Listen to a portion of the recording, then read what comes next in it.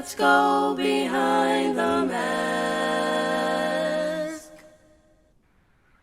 Welcome back, man, to another BTM conversation with myself, Takeo Spikes. Yes, I am the host alongside one of my favorites of all time over here. He goes by your favorite plus size model, Tutan Reyes, in the building. You see it. What's happening, too? Hey, man, I'm chilling, baby. Another day in paradise.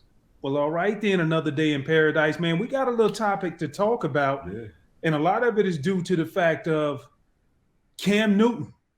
Like, none of us didn't even expect to see him come back into this season. He came back, signed halfway throughout the season with the Carolina Panthers, where his career started. And now look what he was able to do in less than a week of preparation. Came in and got the dub over the Arizona Cardinals, man. Arizona, one of the surprise teams of this year in the NFL. I didn't think Arizona would be as good as they are. Everybody had that written off as a win for Arizona. They go to 9-1, but they're 8-2 right now. Cam Newton came back, like you said, did his thing. And I think what it showed was how he still is such a polarizing presence in Carolina, right? Yep. He didn't throw for 1,000,001 touchdowns. He didn't all these yards and everything, but he gave something else in that locker room, a spark, a much needed spark to a team that's kind of teetering right around 500 right now. I think they're 5-5. They are. Thanks to Cam, scoring a couple of touchdowns. But now they have an opportunity to kind of push forward and see what they can do down the stretch. And we always say, they remember what you do in November.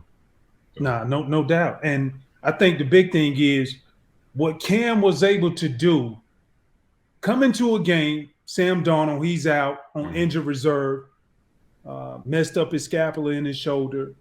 And the thing that was most impressive, they went on the road to Arizona, up their record up to 5-5. And I think the most important thing about their record, they have yet to take a loss inside of the division in the NFC South.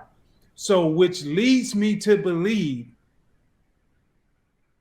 I think they may have a shot of sneaking into the playoffs, depending on how Cam performs. And the reason why I say that is, let's be honest, when you look at the big picture of the Cardinals, these guys, Murray was out, Kyler Murray was out, DeAndre Hopkins, he was out.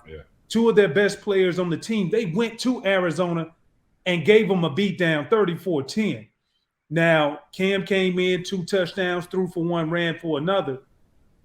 My thing is this resurgence for real? Because we have yet to see. I didn't even think that he would come back in, to be honest with you, and play for another team this year. You didn't think he was going to get back on the roster? I didn't think, not because he couldn't get on the roster. It was just because his contribution, I think more than anything, coming in as a quarterback, we saw it with OBJ. He only played, I think, want to say the first few series of the game. The lack of him not being there and understanding the dialogue or the terminology of the playbook, and you're the quarterback, not only do you have to understand the terminology, but you got to be able to make audibles and adjustment as you see need be. And that's why I'm so surprised to see Cam still, he was as productive. Granted, they gave him a small sample size, but he did what he had to do with it. Absolutely. And that was impressive. Yeah, I think so. I'm with you on that. And, one of the things that we did say on a previous episode, we agreed with Cam when he said there aren't 32 quarterbacks in the NFL that are better than him. Right. You know what I mean? Now, he's older, longer into his career, older player right now, but he still can be productive.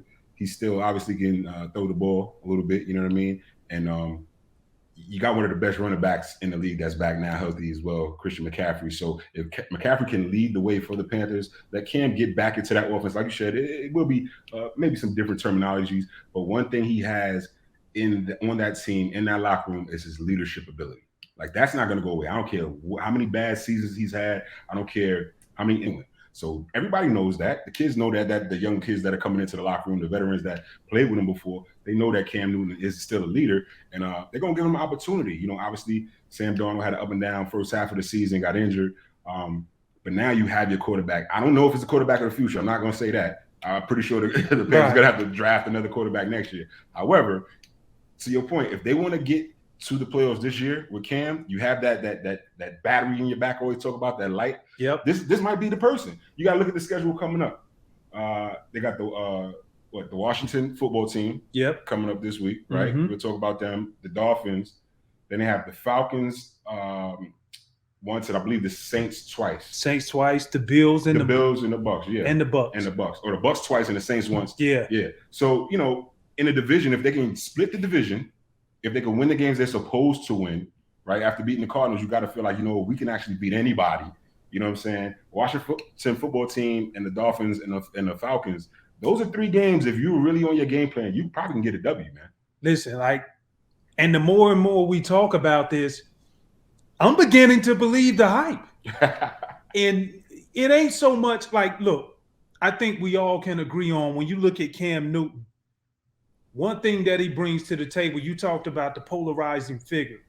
I also do believe certain players bring along a little juice with them that for the players who straddle the fence, who really don't know whether or not if they want to be good / great, like he's that guy to get them over the hump, to make them believe. Yeah. And we know he has that type of personality. I think the big thing is when you look at the supporting cast, you talked about the games that they got coming up, the supporting cast, you look at his defense, ranked the number 2 defense in the National Football League. And what's so surprising to me is to see the guys who they went and picked up during the season, really. Yeah. You look at the cornerbacks, they went and picked up Stephon Gilmore, right? Picked him up. I think it's impressive that the fact that they went and picked up 2 corners. Yeah. Neither one of them even played training camp, and they still have the number 2 defensive unit in the league. Mm-hmm. And one of the things that we got to talk about, shout out to Brian Burns. Absolutely. Listen, man, he came on the podcast and told us that he was going to have an outstanding year, and right now has 6.5 sacks, 6 sacks. Hakeem Reddick on the other side got 9.5 to lead the league, to be in top 5 in the league when it comes to sacks. So when I look at the support system that's around Cam, meaning they can buy him time until he really get caught up and get a little bit better and better. And they're playing football to where they're not turning the football over, and they're making teams beat them the hard way too. Yeah, I agree with you. And I think when you have that veteran presence in your locker room, that's only going to help. I think if there's anything that I would be a little bit skeptical about is that the NFC, you got to believe that Tampa's going to get it together and make a run, right? So to get out of that division, the NFC South, they have to at least be in second place. I don't believe they're going to catch Tampa. I just don't believe that, right? Yeah. So they have an opportunity to catch the Saints because, Jameis is not there anymore. They have Ingram back, but at the same time, if they can beat the Saints and have some other things work out in that conference, they can win. It's still an uphill sled, right? An uphill trek. But when have we ever seen a quarterback come in mid-season, right? Take over a team, bring them to the playoffs mid-season now. I'm thinking because we got 10. They're 5-5, so you got 7 more games with the extended game this year. 7 more games. Yep. So he has to at least go 5-2 down the stretch, 4-3 down the stretch to have a hope to get into the playoffs. That's going to be the difficult part. Right now people don't have the large sample size of Cam Newton. He's been out for a little bit. However, like I know, Spikes, after that 3rd game, those tendencies start to come up. Yep. So whatever Cam did previously, in New England or in Carolina before, the defensive coordinators, they're going to find out who this 2021 Cam Newton is. And once they find that out, they're going to game plan for him and try to stop him. Is that enough? Does he have enough in the tank? Fresh legs now. Does he have enough in the tank to have a 5-2, 4-3 record down the stretch and get the Panthers into the playoffs? I think that's the key. Well, I don't think you can not necessarily exclude them from winning the division from a mathematical standpoint because they're 2-0 in the division right now. Yeah. Tampa is struggling. Facts. New Orleans is struggling. New quarterback, Trevor Siemian, he's coming in, he's made plays, but they really do have a true opportunity. Yeah. So this is not a team that's just like coleslaw, like they just horrible. No. And even if they don't win the division, they still have a great opportunity for one of the wild card spots. Yeah. Now there's going to be 3 teams. Yeah. And so, when you look at this, I'm intrigued. That's all I'm saying. And big Cam Newton fan, I always appreciate what he brought to the game.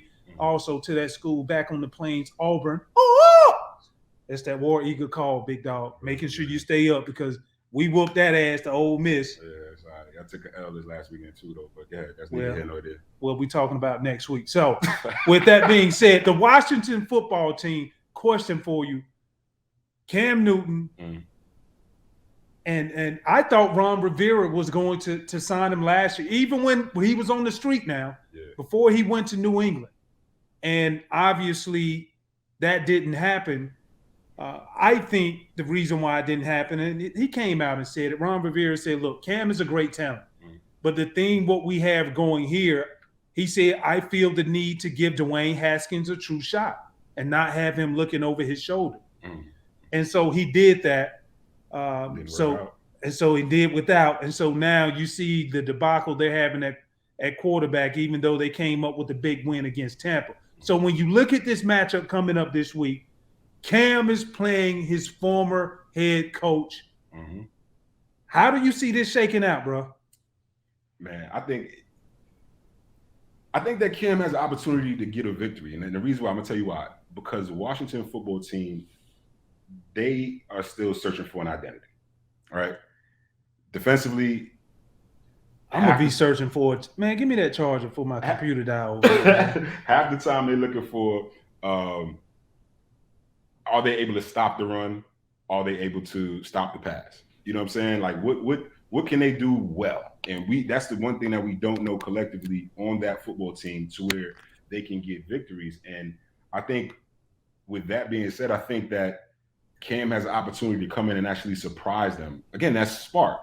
That spark showing, okay, we're back. We actually have an opportunity. It's not, we're losing more games. We have an opportunity to possibly make some noise in the NFC, come out and win some football games and make the playoffs. The goals are still ahead of the Panthers. So I think Cam, he doesn't have to do much. Let McCaffrey run the ball, right? That's key. When you get to the end zone, just like we saw last week, Cam could get a quarterback sneak or a quick bootleg to get out to the end zone to score a touchdown. He's still that big 4, 6'5" figure that can move the pile and get into the end zone. He wants it. You saw how he ran for that 2-yard touchdown? He wants it. And when you have a player that wants it, that still have something to prove this many years in the league, I think he has an opportunity to win, man. No, and I think you said it best. The supporting cast. We talked about the defense, and it came to mind. C.J. Henderson, the other corner, who they picked up in a trade from the Jacksonville Jaguars, I think 2 years ago. He was their first-round pick. So long, Jacksonville. They're struggling right now, so I know he's in heaven. But when you talk about McCaffrey, I think this is the most important thing. He just came off an injured reserve a couple of weeks ago. He's recorded over 100 yards in the previous 2 games since he's came back, including a 161-yard outing last week. And so now that he's back, he has an opportunity to even be more effective, going back to his old form when he was in 2019, right? That was Cam Newton's final year with the Panthers. And so when I see all of this and you see that he got over 1,300 yards, 15 touchdowns, like that was amazing. Yeah. But when you put this conflict of interest against a Washington football team still trying to find themselves, I really like the chances and the momentum that the Carolina Panthers got an opportunity. Cam is going to obviously get more reps throughout the week. I think the sample size still will be small, but expect to see a lot of zone read, 2-man game out of him and Christian McCaffrey. Absolutely. And I think the main thing when you look at the Washington football team, they do, like I said, they do one thing well, one thing not so well, right? Terrible with the run. Yep. Great with the run, I should say. Great with the run. Terrible against the pass. Yep.